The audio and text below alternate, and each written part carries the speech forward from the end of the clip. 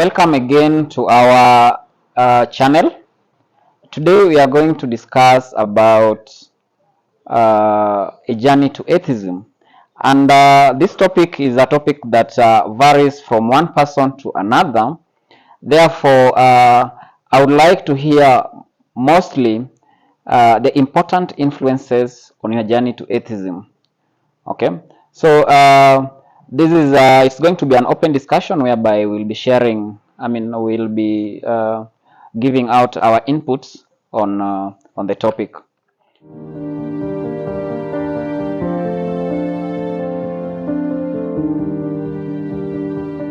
Hi, my name is Alvina Gashugu. I'm an atheist and a humanist, and my journey to atheism began with access to information. Growing up, we didn't get as much access to people who question the norm, so I believe setups such as these are very important when people discuss and don't just agree to what they've been told growing up. So I think it began from curiosity. No, it began from greed. We were offered 20,000 to join AIK. So I was like, yay, I'm going to be rich finally. I was genuinely looking for Illuminati. But with that began the journey for information. So I just believe we're in an age where information should be easily accessible and nobody should tell you, don't fear, have fear, don't question. Whatever you feel that is not as clear as it should be, just question and just find the information that should be and find your truth. So yeah, that's how my journey began, from greed. Thank you. My journey began when I used to think that in this world there are only Christians, Muslims, and definitely Hindus. I had no idea that there are other people outside those three religions. But now, it's because now I didn't have any information. But now when I started communicating with my, not communicating, but when my brother, he came back from university and started telling me Jesus doesn't exist, I started thinking that, what are you saying?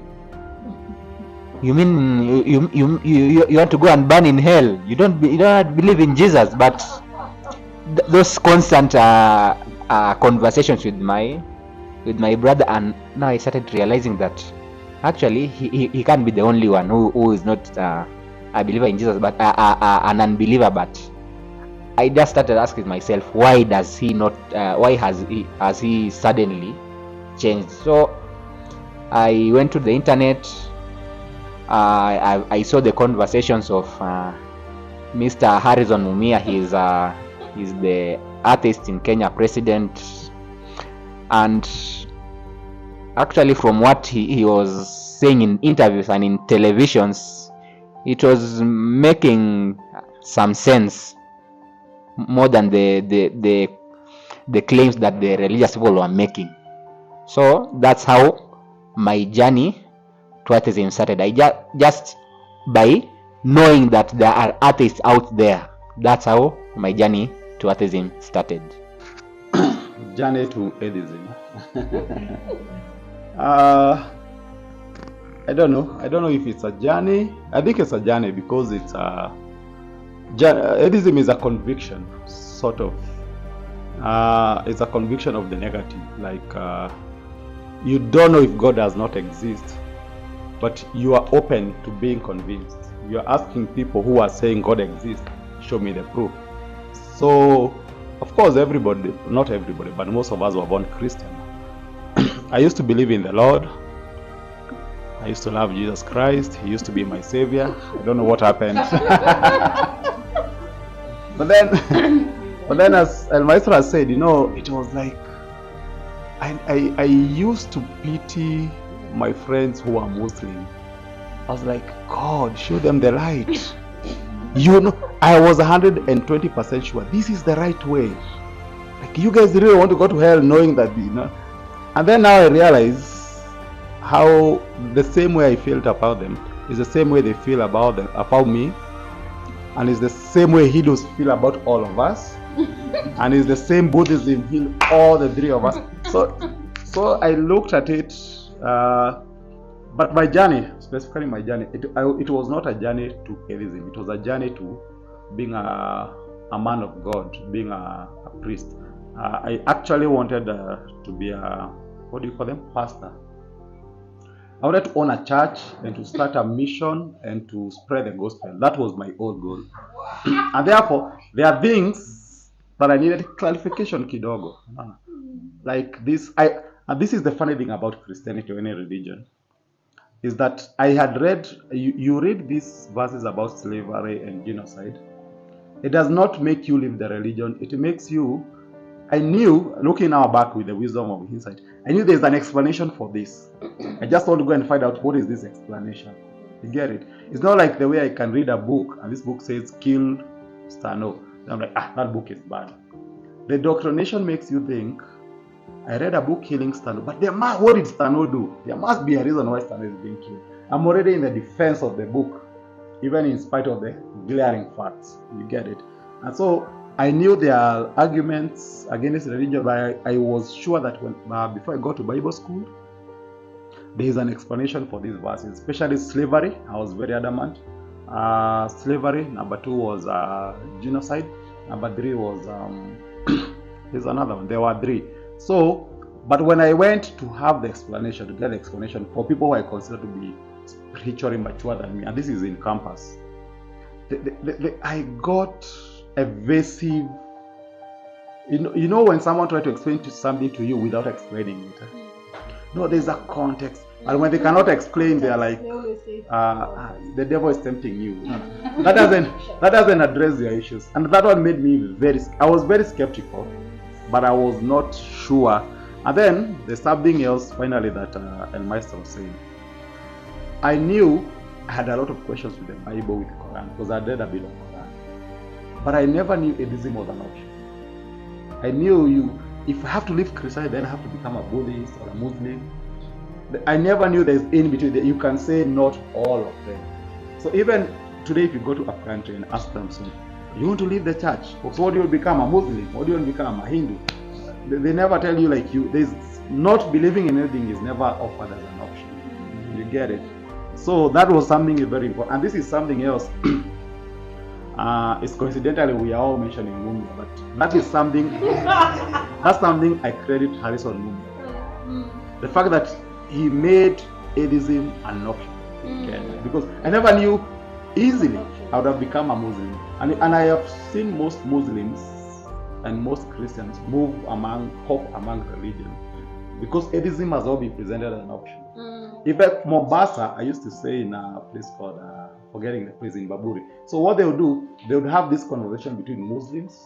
It's a crusade. Wanaweka microphone kwa barabara, kunakuwa na Wakristo pale na Muslim, then they debate. And if you listen to those debates, they debate in a manner that you have to choose A or B. C is never an option. If they prove Christianity is wrong, then become a Muslim. If they prove Muslim is wrong, become a Christian. So the fact that atheism became an option, and that one has really made people realize, okay, all these are the same bullshit of the same colors. Let's go out and find out something else. That's how I became an atheist. I saw the light.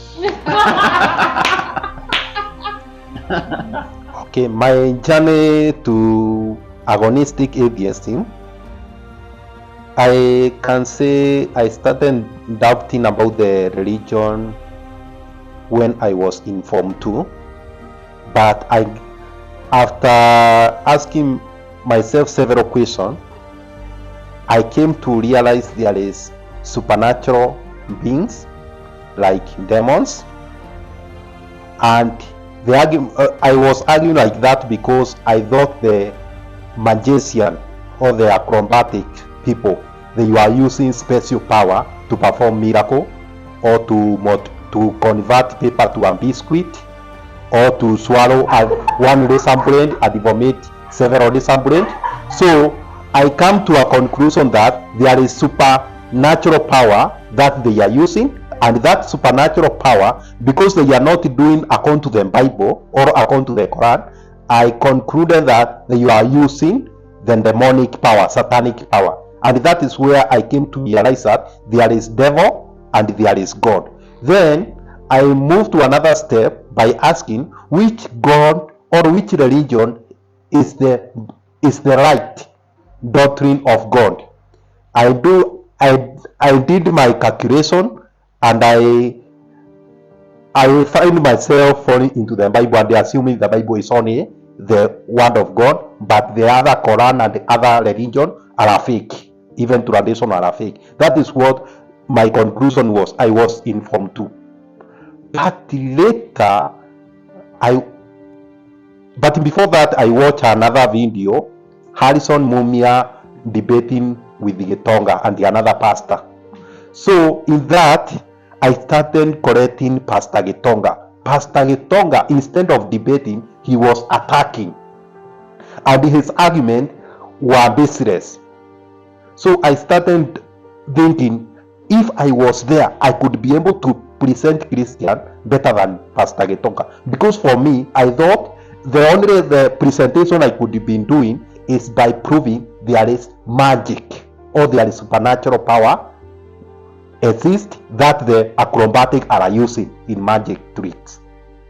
So, but later I came to understand that how sure, after listening apostate prophet, how sure am I was born in the right religion, or the other billions of people were born in the wrong religion. I started questioning God. Why do God let people to be misled? You are being born, being indoctrinated in the wrong religion, instead of God allowing you to be given the right religion, if it's Christianity, to be given the Christianity because it's the right religion to all the children that are being born. But you only find yourself being indoctrinated to other religion different. I ask myself, where is this God to correct all humanity to have the just one doctrine? And again I ask my question, why does God does not give us any clue about its existence? We just live with guessing or relying on what we are being told hearsay. So that I started converting myself, or I started coming nearer to atheism, and that's why I call myself today agnostic atheism, because there is no any kind of even a clue about the God existence. Even those books that we are referring to, they are all full of bullshit. So for me, God, if God exists, he has failed the test, because he is either hiding, or he is a criminal, or maybe he does not exist. Yeah. But why agnostic cannot be this? Why agnostic? So I'm agnostic atheist because the burden of proof is to the one who is claiming there is something. So if I claim there is no God, you may ask, where is the proof to prove there is no God? But I'm strong atheist about all gods presented in this world. Any gods that is presented in this world, I'm strong atheist. Over 100%, I'm sure. The God of Bible, the God of Jews, the God of Islamic, the God of India, and the God of traditionalists, if it's Africa, they don't exist. When I test them, they don't exist at all. But in case there is other God that exists beyond our understanding and beyond the religions that we have currently, I don't know. In that case, I will be agnostic. But for the gods that is presented, I'm strong atheist.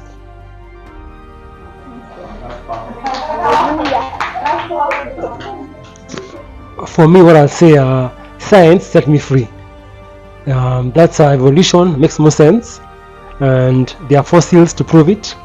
There's evidence to prove that science makes more sense and has more facts than anything else. So science set me free.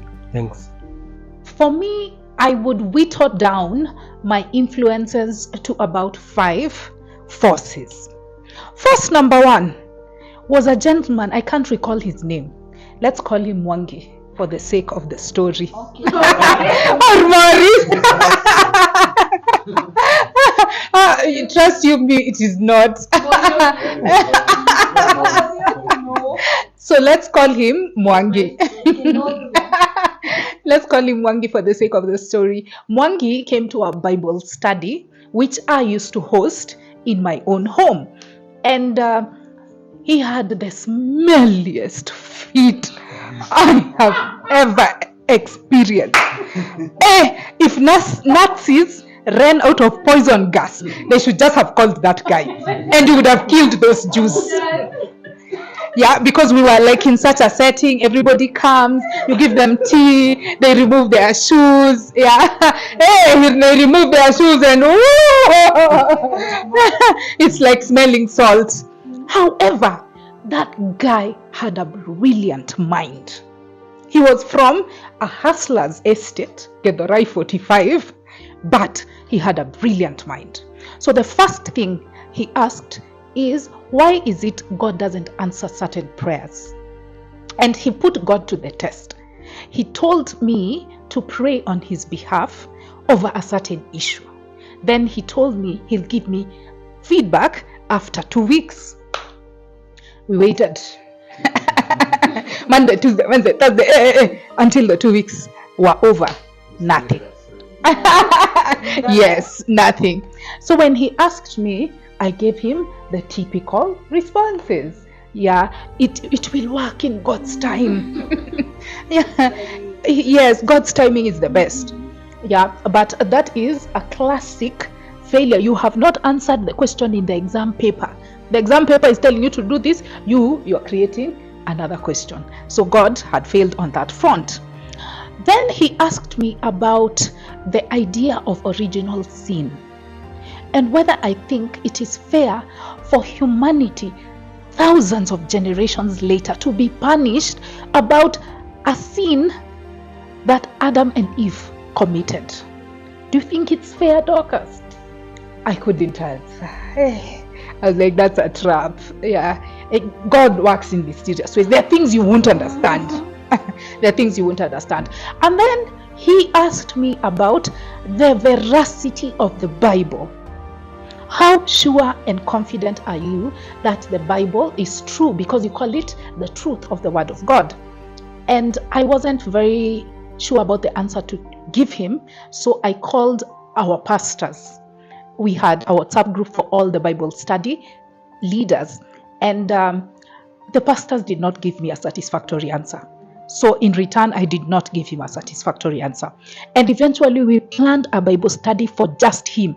We invited all the pastors, save for the senior most one, to come and speak to him. So they came ready to throw the sermon of their lives. And this guy had just question after question after question. They never gave satisfactory answers.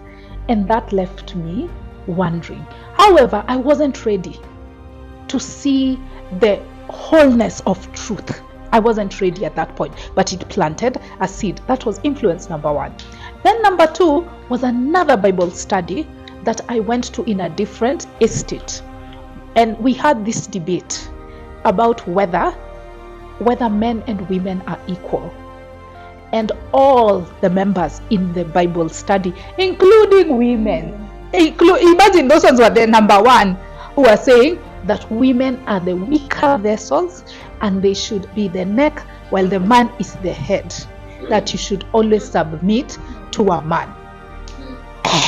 Let me tell you, we went back and forth. If there's somebody who loves arguing, it is yours faithfully. We went back and forth. It was Dorcas against 14 members in the Bible study. And after I left, they would just close the conversation with the Bible. They would quote verses that proved women are not equal to men, that women ought to submit, ought to relinquish their power to somebody else. So I felt cognitive dissonance. I was a feminist. I knew that equality and fairness are things to ascribe to. So this church, this place that we claim to be the truth, is going against such standard principles that have been accepted by the United Nations and all other people around the world. So I was like, how can it be true when it is telling me that I am less than simply because of my gender? when I know I'm capable, when I know I've got leadership potential and much more. Influence number 2. Influence number 3, illness. I also prayed for that.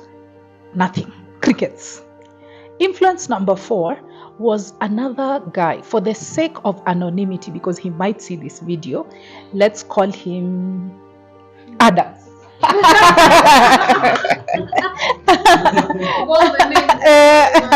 So Adams was a member of a church group. I belonged to another church group. There were so many. So there was the Bible study one. Then there was another group that used to target youth, people who are unmarried. And I remember he used to preach for us. Hey, you've heard the way Stano was speaking, where that guy was spitting verses. And I remember there was a time we talked about alcohol and smoking. He said those are of the devil. Anything that does not enhance the purity of your body, because you are a vessel at the temple of God, avoid it at all costs. He said that. Then there was one day, that devil is so much fun. So there was one day we had a Zoom meeting in another forum, not a church forum, and he had forgotten to turn off his video. So I was thinking that it's cold. He's probably in a cold place, and he's blowing the air. He's looking this way, and then he's blowing. Then he's blowing. So I'm like, what is he avoiding? And then it's like there's mist coming out of his mouth. That is when it hit me. I think, Dorcas, you're so daft. You're too spiritual to connect 1 and 2 together. He's smoking. He is smoking. Yeah, now eventually he pushed the hand. He's smoking and blowing. And this was the guy who said that is of the devil. Hypocrisy of the highest order.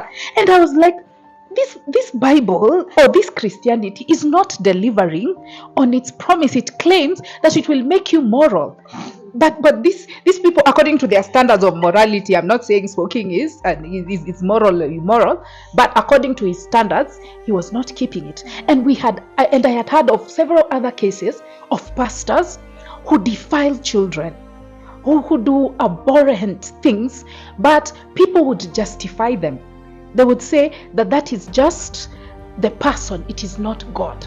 Yeah, it's not a reflection of God. But I don't see God, I see the pastor. So if he's acting immorally, then he is the problem. So that was another influence. Another one was my brother. Because my brother gave me permission to peek outside the fence, out of the religious fence. My brother is in the United Arab Emirates, and it's a multicultural society. Our sister here, Nimo, has been in the Middle East, so she survived. she was, I believe, in Qatar, and you know that in the Middle East they have a lot of expatriates. It's very diverse. I think 80% of their workforce is foreign. So when you live in such a multicultural society, you meet so many religions.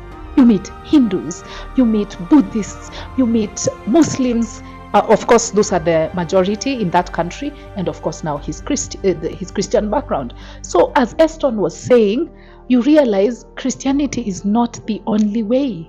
There are so many others, and how can all of them be right, or all of them be? How can all of them be right?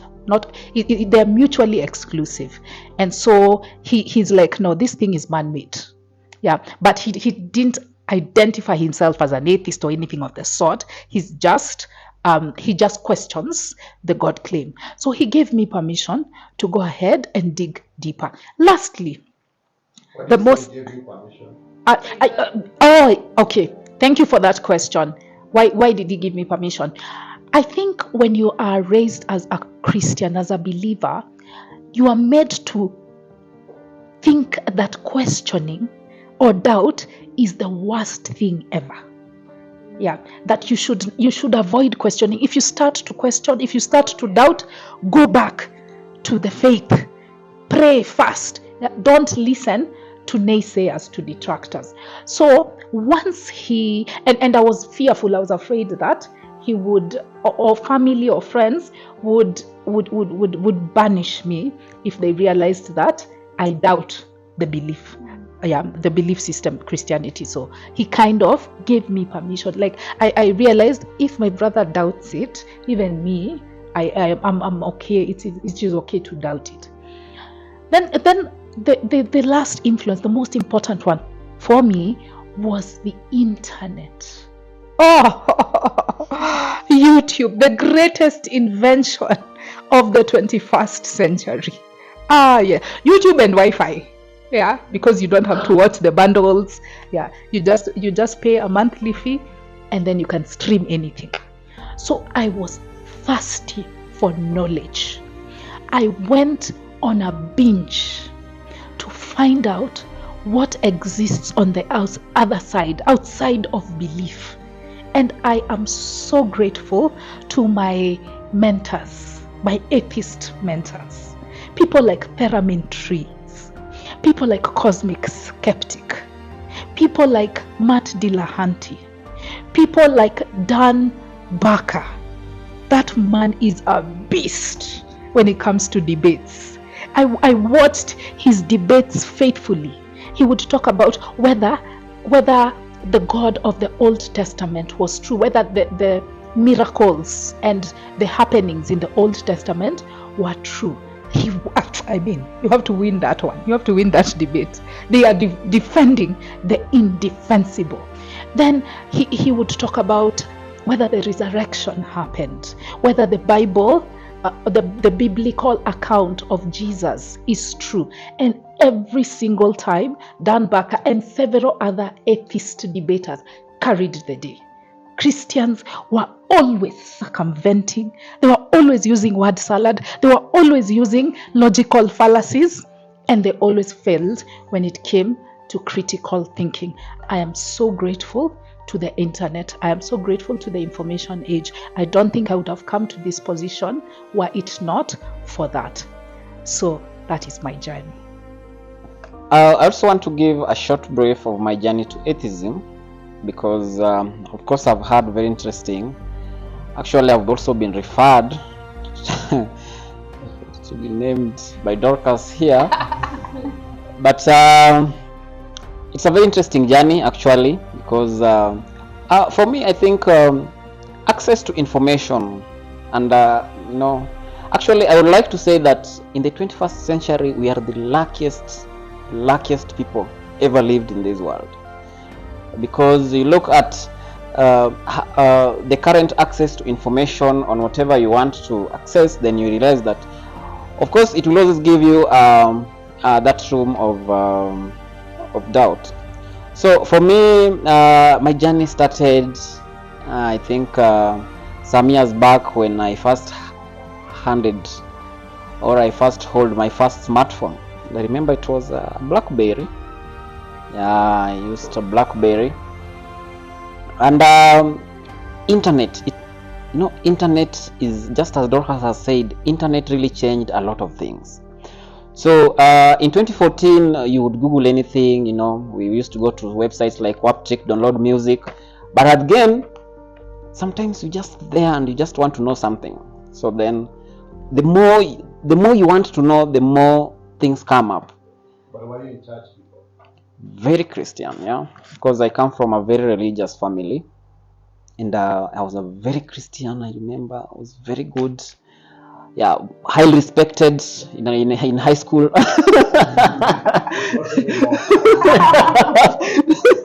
Yeah, I was one of the most highly respected people in high school. Yes. So then little by little, then things like now access to information now gives you to access things like these things, the secret societies you always hear about, where you hear about Illuminati, you hear about the Freemason, all right? So then I have this friend of mine who tells me, I don't know, that where people can get rich. I don't know, there's these people who always give, So you also want to Google and know what is this, because you are still a young man and you also want money, right? Yeah. Even as a postman, you want money.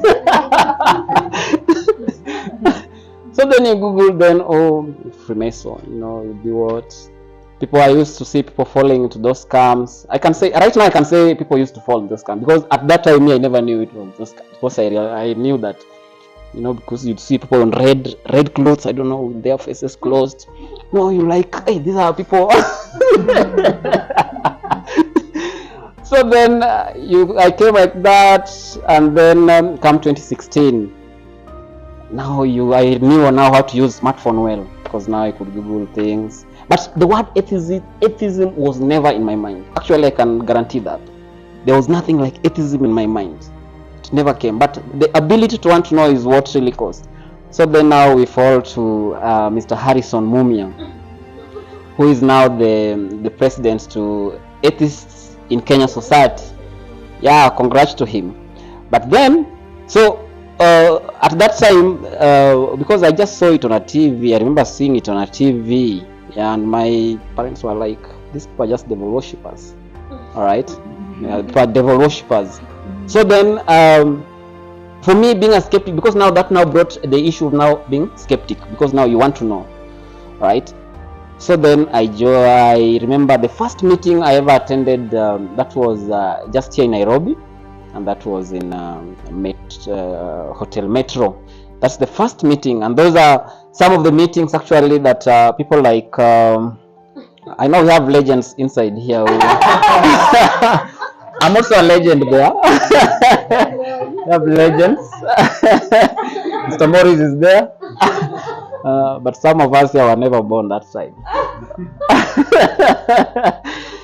Yeah. So that's how it came. So yeah, just to cut it short, so it came like that, and then now with more time you come to realize that there are a lot of more information. The more question you ask, the more good answers you get than the previous answers that you are given. So then things change, and realize that, oh my. And that's how I really, that was my journey to atheism. Yeah. Praise God. Hello, my name is Nyambura Kimani. I am agnostic atheist. My journey to atheism had so many questions. I never used to attend church for the better part of my life, and it began in where I clearly saw the light. Maybe in 2013, I was a little bit younger, and there was this campaign, a Kenyans for Kenya campaign, and I saw kids starving on TV in Turkana and Baringo, and in northern Kenya to be specific, and I was so disturbed, like it was devastating even to me, that kids were dying of hunger when God was watching, and it was really disturbing. I was disturbed that God could allow that to happen, and I realized that when people came together, they could make a difference. And I was disturbed. Why isn't God performing a miracle? There's this verse in the Bible that says that God, there's manna that falls from heaven, something like that. And now I was wondering, why is it that manna isn't falling from heaven? Why is it that these people can't get food? The videos were so disturbing. I actually stopped watching them. And then that I put it aside, and then the next documentary I watched was about teenage pregnancies in Western Kenya. It was very disturbing, and then my problem was, how did God just think of giving 12-year-old menstruation to just get pregnant when she can't even comprehend what it is? So bit after bit I connected the dots. That was really disturbing. I never used to go to church, so I was always disturbed by the reality versus the religion. How religion says God will do this, but the reality was showing me something different. And then the last, let's say, the last nail on the coffin was a close person to me asking me, why is God a sadist? And then I decided to go and Google, why is God a sadist? And the first question was, the type I typed why, it brought me, the first Google question I remember was, why am I poor? I just said, let me start with this one before I go to why God is a sadist. I will start with why am I poor, because I'm poor. I was poor. I was like, I need to start with this question. Yeah. The Google settings So I decided, why am I poor? I'm going to this question first because Google brought it first. Even if I know I am poor, maybe I need to discover a little bit more. Oh damn, I went to Quora.com, took me to Quora.com. Somebody explained. I remember them explaining religion as to the reason why I'm poor. I was like, damn, you mean religion could be the reason why I'm poor? I never thought like that. Now this person put me in the real perspective of religion, gender, so many factors that he brought together and all the dots connected. I think that is where I dropped religion like a hot potato. The person managed to convince me you are poor because you are living in a religious country, plus the location, plus so many factors that he explained. He explained like he was explaining to a layman. I could understand everything he said, and I knew now. I actually went to sleep because I needed to digest that information, and it was really disturbing that something I believed so much could be the reason why I'm suffering. Oh my goodness, all the things that I've been thinking about, all the questions, now what? All these questions now flooded my mind, and I had to go to sleep to digest everything. And then tomorrow morning I woke up. I decided, now what? What I'm going to do? I'm going to follow Atheists in America because I think those Americans have good ideas. Then I typed Atheist. I was on Instagram typing Atheists in America. Then it brought me Atheists in Kenya. I don't know. I think I should follow first Atheists in Kenya before going Atheists in America, because I never thought there are Atheists in Kenya. I thought maybe something was wrong with me and I need to follow those abroad because probably in Kenya there are no atheists. So there came Mumia, and I was like, okay, let me follow Mumia and then I will follow the atheists in America. I actually forgot all that. I followed Mumia, and that was the beginning of the story. All my questions, I met people with like minds, and all those questions I had, why was God a sadist? I got all those answers. The thing is, who told me there was God in the first place? Was there someone who proved there was a God? No. So therefore, I was looking for answers, and yet, okay, I've never found the answer, but at least I have people of the same mind who have questions, and I'd rather have questions without answers than answers that cannot be questions, and that's the Bible that cannot be questioned. I was a free thinker from the word go, only that I needed someone to maybe stamp with that, girl, you're okay, nothing is wrong with you. All those questions are valid. There's nothing wrong with asking, why is God letting people suffer? Why is this A, B, and why would God, actually the menstruation part was really disturbing, that God could give a 10-year-old menstruation. For what reasons would you give menstruation to a kid who even don't understand it? And then some other person takes advantage of that, gets her pregnant, and then there's a whole documentary of a whole boarding schools of girls pregnant who even don't understand what's that, and then I'm supposed to worship the God. That was so disturbing. I was like, I cannot worship a God who is doing something that even, I don't know, I couldn't do that. I felt that, no, that was wrong. God should have given 18-year-olds menstruation. That would have made sense. But to me, the entire documentary was so disturbing. Girls who are crying, who don't know pregnancy is, who don't know what kids are, they are carrying babies, and I was like, no, this documentary from West End was so disturbing. And that was the trigger. Yeah, yeah, that makes sense. Menstruation should not appear other than the girl even don't know what it is. When the results, and the problem is, I realized that menstruation comes with sexual urges, and then a 12-year-old having sexual urges. That does not make sense. If God really exists, do not make sense to me. Having the same urges, but it's called fornication. Yeah, and I was supposed to keep myself for my husband, so it was contradicting information. Like I should keep myself pure for my future husband, while technically I have those feelings. So I was so disturbed by the reality versus the belief. And that is what drifted, like I drifted from religion. The more I realized the reality is not matching the belief, I drifted, and I was so much alone in so many questions. I would go to parties and I would be alone questioning things. Nothing made sense. So that is how I found myself questioning things, found myself in AIK, and then I found like-minded people and was like, damn, I'm in the right place, bitch, you're right. No. Life went on, and that was the best decision I ever made. I don't have to follow rules or rules written in the Bible, the 10 Commandments, when the God he himself, if by any chance he exists, is contradicting himself and expressing himself or themselves in a sadistic way. I ain't gonna buy that.